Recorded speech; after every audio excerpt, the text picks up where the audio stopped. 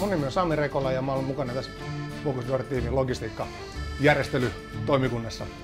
Olet hoitanut Bocuse d'Or-kilpailulogistiikan Suomen osalta myös viime finaalissa Lyonissa sekä kevään Euroopan karsintojen osalta. Mitkä ovat logistiikan tehtävät?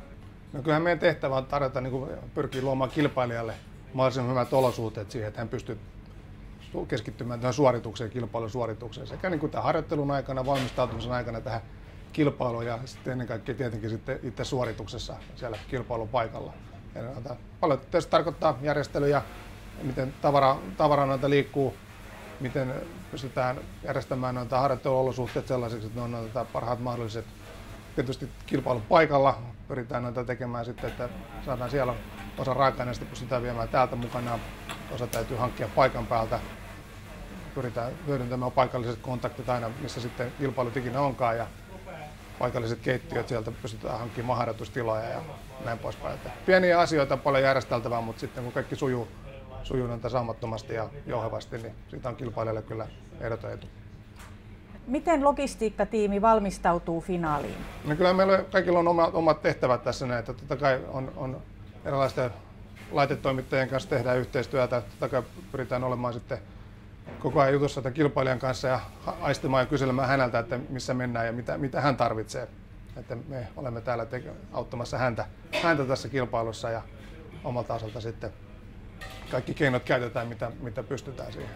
Hankitaanko kaikki raaka-aineet paikan päältä vai viedäänkö jotain Suomesta?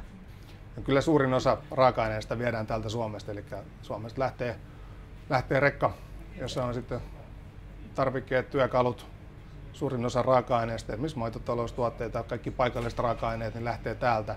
Ja ne on tietysti sellaisia pieniä nyansseja, joilla sitten erottaudutaan sitten esimerkiksi Keski-Euroopan maista. Pikä mielestäsi on haastavinta Bocuse d'Or-logistiikan hoitamisessa? Tietysti että on monta muuttuvaa osaa ja paljon pieniä yksityiskohtia ja niiden aikatauluttaminen tietenkin.